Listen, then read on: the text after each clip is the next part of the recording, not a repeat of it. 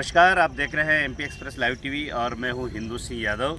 अगर बात की जाए विधानसभा चुनाव से पहले तो ये कहे कि चाहे भाजपा, कांग्रेस या अन्य दल, उनके द्वारा बड़े बड़े वादे किए जाते हैं और बड़ी बड़ी घोषणाएं की जाती है। चुनाव होने के बाद में सारे नेता अपने वादा भूल जाते हैं, वचन पत्र भूल जाते हैं। आज हमारे साथ में ये कहे कि शिक्षक है और इनकी पुरानी पेंशन की मांग है ओपीएस, और ये कहे कि राजस्थान सरकार ने उस समय मतलब उनका वादा निभाया था और मध्य प्रदेश में काफ़ी तेज़ आवाज़, आंदोलन और सड़क पर आए थे। वही हालत अब फिर यहाँ पर देखने को मिल रहे हैं 2024 में। हमारे साथ में इनके अध्यक्ष जी हैं, हम जानना चाहेंगे सर आपकी मुख्य मांग क्या क्या है और ये इस मांग का क्या उद्देश्य है। सर देखिए, हमारा जो पुराने पेंशन बहाली संघ का जो राष्ट्रीय स्तर पर आंदोलन चल रहा है, विजय कुमार बंगलू जो हमारे राष्ट्रीय अध्यक्ष हैं, तो उनके तारतम्य में ये पूरा आंदोलन चल रहा है। और अभी एक बीच में प्रधानमंत्री महोदय द्वारा कैबिनेट में फैसला दिया गया कि ओपीएस के स्थान पर यूपीएस इनको दे दी जाए। तो ये यूपीएस के मामले में एक और फंडा जो एनपीएस पहले जो चल रहा था, नेशनल मूवमेंट फॉर पेंशन के लिए हमारा जो मूवमेंट चल रहा है, उस मूवमेंट के अंतर्गत एक पुरानी पेंशन बहाली के लिए हम लड़ रहे हैं। तो पुरानी पेंशन के बीच में एक नया फंडा आ गया कि यूपीएस देती है, और यूपीएस एनपीएस से भी ज़्यादा खाता है, क्योंकि इसमें जो हमारा 10% कटता है वो पूरा का पूरा शासन के पास रहता है, पूरा नहीं शेयर मार्केट में लगा हुआ है, और उसी के बेस पे हमें पेंशन दी जाती है। और 18% इसमें 18.5% केंद्र सरकार मिला रही है, राज्य सरकार मिलाएगी, और हमारा 10% कटता है, वो 10% जीरो हो रहा है। और हम जब रिटायर्ड होंगे तो हमें कुछ भी नहीं मिलेगा, सिर्फ 50% की बात करें। मध्य प्रदेश के मामले में अगर हम देखें तो मध्य प्रदेश में एक नई चीज़ आई है कि हमें 2018 से नियुक्त कर दिया, हमारे 20 साल की नियुक्ति जीरो कर दी, और अब नए 2018 में हमें नया नियुक्त किया है। नवनियुक्त करने के बाद अब हमारी जो कार्यकाल हमारा है वो मात्र 5 या 7 साल बन रहा है, और 5 या 7 साल में हमारी पेंशन भी नहीं मिलेगी, ना एनपीएस का मिलेगा, ना यूपीएस का मिलेगा, ना ओपीएस का मिलेगा। इसीलिए हम ये आंदोलन में आए, ये आक्रोश रैली के रूप में हम कलेक्टर महोदय को ज्ञापन दे रहे हैं, प्रधानमंत्री महोदय के नाम देंगे और हमारे माननीय मुख्यमंत्री के नाम। इस आंदोलन की और अगली कड़ी क्या होगी? फिर आप जब आंदोलन करते हैं तो आपके आंदोलन में कई अलग अलग चीज़ें, कभी आप भैंस के आगे बीन बजाते हो, कभी सरकार को जगाने का काम करते हो, सड़क पर आते हो, क्या क्या हमारे बहुत सारे प्रोग्राम में अभी 26 तारीख से ये पहला चरण चल रहा है इस आंदोलन का। आगे जैसे जैसे वहाँ से जारी होंगे उसी अनुसार हम कितने शिक्षक इसमें भाग ले रहे हैं पूरे जिले के, और ये भी हड़ताल पे रहेंगे तो उस समय विद्यालय जाएंगे कि नहीं, कि विद्यालय में ताले लगेंगे क्या? नहीं, हड़ताल हमारा अभी उद्देश्य, अभी हमारा हड़ताल का प्रोग्राम नहीं है। हड़ताल का आएगा तो हम हड़ताल करेंगे, और पूरे शिक्षकों का ही मामला नहीं है, ये सभी अधिकारी कर्मचारी जो एनपीएस से पीड़ित है उनका मामला है। और हम सिर्फ यहाँ शिक्षा विभाग के दिख रहे हैं, ये जरूर है, लेकिन दूसरे विभाग के भी आए हैं और दूसरे विभागों के लोग भी हमारे साथ हैं, और पूरे मध्य प्रदेश में नहीं पूरे राष्ट्र में चल रहा है। हमारे साथ में ये कहे कि बहुत ही तेज तरार है और शिक्षक जरूर है पर काफ़ी तेज है। सर ये बताएं आप भारत सिंह जी कि आप कब तक आंदोलन करेंगे? जब चुनाव आता है, जब आंदोलन करते हैं सरकार भूल जाती है, हम तो कभी से कवरेज कर रहे हैं, हमेशा तो आंदोलन करते हैं आप लोग। हमारा देखो उद्देश्य ये है कि सरकार को जगाना, चाहे ये भी मतलब हम भैंस का रूप धारण करे सरकार, या किसी भी हम बता दें कि जानवर का धारण करे, मगर एक सीधे शब्दों में हमारी बात यह है कि जब तक कर्मचारियों की समस्या का समाधान नहीं होगा तब तक हम संघर्ष करते रहेंगे और सरकार को याद दिलाते रहेंगे। हमने दिग्विजय सिंह सरकार को याद दिलाया, हम इस सरकार को भी याद दिलाएंगे, क्योंकि हम सब कर्मचारी अधिकारी आक्रोशित है और ये लड़ाई हमारी अभी खत्म नहीं हुई है। देखो, हम एनपीएस से तो लड़ ही रहे थे सर, और इसके बाद में हमें एक और नया फंडा लाके प्रस्तावित यूपीएस साल भर के लिए खड़ा कर दिया। ये उससे ज़्यादा घातक है। हम ये लड़ाई मतलब जब तक खत्म नहीं करेंगे तब तक सरकार हमारी ये बात नहीं मान लेती।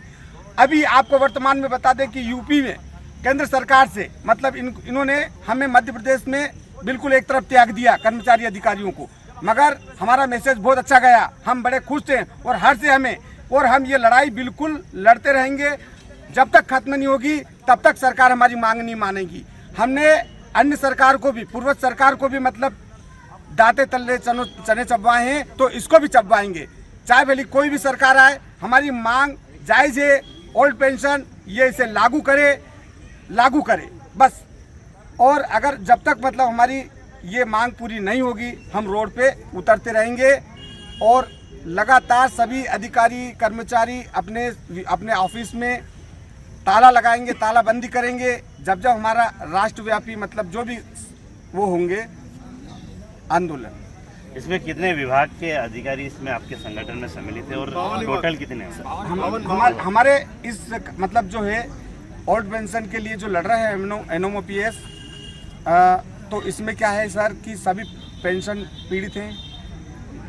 एक बात हमारी ये है कि सरकार हमारे लिए, जैसे मान लिया जाए कि अभी हमारे सांसद महोदय और विधायक महोदय ओल्ड पेंशन के हकदार हैं और हमारे लिए नया नया फंडा लाके खड़े कर रहे हैं। यूपीएस यूनिफाइड मतलब पेंशन जो है ये नहीं होना चाहिए। जब आप पेंशन के हकदार नहीं हो, आप जनता की सेवा करते हो, आप जनता की सेवा करो। आप 5 साल में पेंशन के हकदार हो जाते हो और आप 42 साल में पेंशन के हकदार नहीं हो, तो ये तो वाकई विडंबना वाली बात है। और हम आज हमारे साथ में एक पन्ना लाल जी चौहान सर हैं यहाँ पे, वो अभी वर्तमान में अभी दो एक महीने पहले ही रिटायर्ड हुए, वो यहीं पे उपस्थित है। आज उनसे अपनी गाथा पूछें तो वो वाकई मतलब उस गाथा को किस प्रकार मतलब गाएंगे। उनको ना तो अभी पेंशन मिलना चालू हुई है और पेंशन बनी भी है तो उनके मात्र 2-2.5 हज़ार रुपये में गुजारा बसर नहीं होता है। मगर नेताजी हमारे जब आते हैं 5 साल में बिल्कुल नियुक्त हो जाते हैं, चाहे भले वो जीते या नहीं जीते अगला चुनाव, मगर उनको पेंशन मिलना चालू हो जाती है। तो क्या हम उस चीज़ के हकदार हम हैं हकीकत में, ना कि वो इनका सेवा का काम है, सेवा करें। और अगर इनको मिल रही है तो ये पेंशन छोड़ दें और हमारी तरह एनपीएस और यूपीएस को अपनाएं। अगर सरकार आपकी बात करें, अभी आप ऐसे समय आंदोलन कर रहे हैं जो ना केंद्र में चुनाव है ना मध्य प्रदेश में चुनाव है, अन्य राज्यों में जरूर है, लेकिन इस आंदोलन का कितना असर पड़ेगा सरकार पर? देखो, हम ये नहीं कह सकते, मगर हमारा काम है कि हमारे हक की आवाज़ को बुलंद करना। हमारी हक की आवाज़ को बुलंद करना, ना तो हमें चुनाव से मतलब है ना किसी चीज़ से मतलब है, मगर सरकार के सामने हमारी बात समय समय पर हम रखते रहते हैं और रखते रहेंगे। हमारे साथ में और भी शिक्षक है, मैं चाहता हूँ कि सभी से 30 सेकंड का लगभग हो जाए, आप भी थोड़ा सा व्यवस्थित बना लें। सर ये कहें कि जब चुनाव आता आप आंदोलन करते उसके बाद भूल जाते, आज आप ऐसे समय आंदोलन कर रहे हो जो चुनाव नहीं है, क्या असर पड़ेगा सरकार को? हमारा ये आंदोलन करने का मकसद नहीं है, हमारा सिर्फ हमारी बात को पहुँचाना है। आज भी हम सब इकट्ठे हुए हैं, तो आज भी हम 4 बजे बाद आए हैं, अपने अपने विद्यालय में स्कूल लगा के हम उन गरीब बच्चों को पढ़ा के आए हैं। हम किसी बच्चे का नुकसान नहीं चाहते हैं। जो सरकार 20 साल तक ये कह रही थी कि एनपीएस बहुत अच्छी योजना है, तो अंत में 20 साल बाद ऐसा क्या हुआ कि एनपीएस बुरी हो गई और उनको यूपीएस लाना पड़ा। यदि यूपीएस इतनी अच्छी है तो भारतवर्ष के जितने विधायक जितने सांसद है वो यूपीएस में क्यों नहीं लेते हैं? यदि ओपीएस मान लो बुरी है तो हमें बुरी चीज़ दे दो, अच्छी चीज़ एनपीएस है, अच्छी चीज़ यूपीएस, वो आप ले लो। एक मुखिया का दायित्व होता है कि खुद मलाई पाक खाता है और कर्मचारियों को कहता है आप बाजरे की रोटी खाओ, तो क्यों ना आप भी पहले बाजरे की रोटी खा के बताओ कि यूपीएस अच्छी है तो आप भी यूपीएस लो, और एनपीएस बुरी है तो एनपीएस बंद करो। ओपीएस अच्छी है तो सबको ओपीएस दो। और हमारा उद्देश्य केवल इतना है कि हम जब सरकार के कर्मचारी है, हम 62 वर्ष तक अपनी सेवा सरकार को देते हैं, 62 वर्ष तक अपना सर्वस्व निछावर करते हैं, और अंत में जब बुढ़ापा आता है तो बुढ़ापे के रूप में हमें 1000-2000 रुपये देकर घर बिठा दिया जाता है। आज यदि 2000 रुपये किसी को दिया जाता है तो उसका बिजली का बिल भी नहीं भर पाता है। तो इसलिए सरकार से हमारे कहना है कि हमें एक सुरक्षित एक बुढ़ापे की पेंशन दी जाए जिससे हमारा भी कल्याण हो। और हमारे साथ पांच सदस्य जुड़े, हम अकेले नहीं है, हमारे साथ 5 सदस्य, उनका भी भला हो जाए और पूरे देश का भला हो जाए। हम बस यही चाहते हैं और हमारा उद्देश्य है कि पुरानी पेंशन हर कर्मचारी के लिए लागू की जाए। लेकिन अभी मैं आपने जो बोला, पर मैं एक चीज़ बताता हूँ कि जब शिवराज जी विपक्ष में थे तो उन्होंने कहा था कि मैं किसान की मिट्टी 6000 में खरीद लेता हूँ, और जब सत्ता में आते हैं तो वही 4000 थी। जब किसानों की नहीं सुनी तो आपको लगता है कि आपकी बात सुनी जाएगी? नहीं, बिल्कुल सुनी जाएगी। आज 20 साल बाद वही सरकार जो कहती थी कि एनपीएस बहुत अच्छी योजना है, एनपीएस बहुत अच्छी योजना है, और उन्होंने 20 साल बाद यू टर्न लिया, उसको नाम दिया यूपीएस। और यूपीएस यूनिफाइड पेंशन स्कीम लागू करी, तो कहीं ना कहीं देखना अंत में एक दिन ओपीएस हम लेके रहेंगे। और मैं आज दावे के साथ इस कंपनी गार्डन में कहता हूं कि आज से 2 साल बाद 3 साल बाद ओपीएस लागू होकर रहेगी। जिस प्रकार भारत में कहा गया था कि हम किसानों के 3 काले कानून कभी वापस नहीं लेंगे, लेकिन अंततः में वापस लेना पड़ा। और अंत में हमें हमारे भारत के प्रधानमंत्री, यशस्वी प्रधानमंत्री पर पूरा विश्वास है कि मध्य प्रदेश के कर्मचारियों को अपना बेटा समझकर ये ओपीएस एक दिन वो अवश्य लौटाएंगे।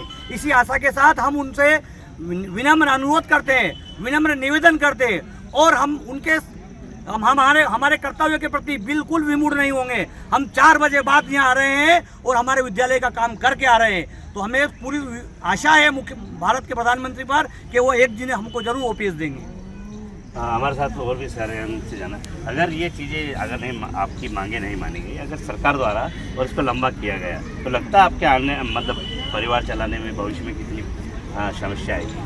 सर, जैसा कि हमारे अभी हमको एनपीएस दिया जा रहा, सरकार पहले ओपीएस देती थी, ओपीएस से एनपीएस पे आई, एनपीएस से यूपीएस पे आई, फिर घूम के मैं उस पर आऊँगा पॉइंट पे, सरकार ले दे के घूम फिर कर के वापस ओपीएस पे आना ही है। सरकार को खुद को पता है कि एनपीएस यूपीएस एक बहुत ही बुरी चीज़ है।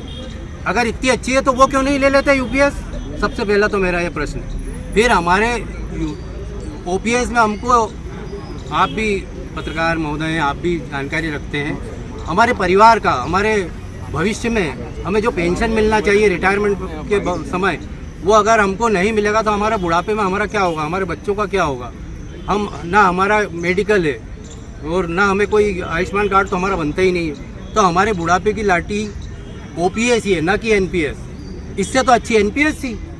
सरकार, कमल सिंह जी की बात को मैं वापस यही कहूँगा कि जब एनपीएस इतनी अच्छी थी, उन्होंने प्रचार किया एनपीएस अच्छी है, तो फिर एनपीएस से यूपीएस पे क्यों आए?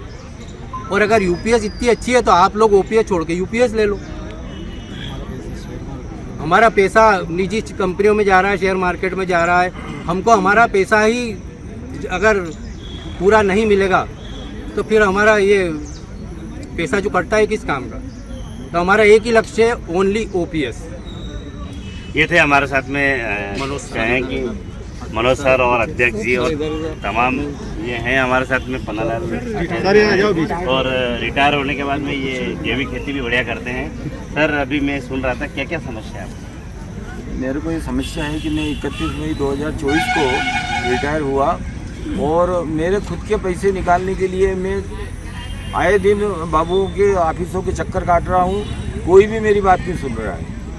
और जिधर भी जाओ उधर कहे कि यार खर्चा पानी के पैसे दो, खर्चा पानी के पैसे दो। जब मुझको 100 रुपये भी तनख्वाह नहीं मिल रही है तो फिर मैं उनको खर्चा पानी कहाँ से ला के दूँ? और यहाँ तक कि मेरी जीविका चलाने के लिए मेरे 2 बच्चे भी हैं, उनका भी अपना अपना परिवार है, सेट है, वो भी उनकी बाल बच्चों की पढ़ाई करवा रहे हैं और आजकल प्राइवेट जॉब कर रहे हैं, तो आजकल उनके भी खर्चे हैं कई प्रकार के। तो हम दोनों पति पत्नी को अपना गुजारा करने के लिए खेतों में काम करके अपना घर चलाना पड़ रहा है। तो कितने पैसे अटके हुए, कौन और कहाँ पर अटके हुए, कौन ऐसे बाबू? मेरा एनपीएस में करीब 13 लाख के लगभग है और 11 महीने का मिसिंग है। तो उस मिसिंग के लिए मैंने 3 महीने हो गए आनंद बाबू को कागज दिए, तो बिल्कुल काम ही नहीं कर रहा है। और कल ही मैं जाकर विभाग में बैठते हैं आनंद बाबू? ये डीओ कार्यालय में बैठे, शिक्षा विभाग में।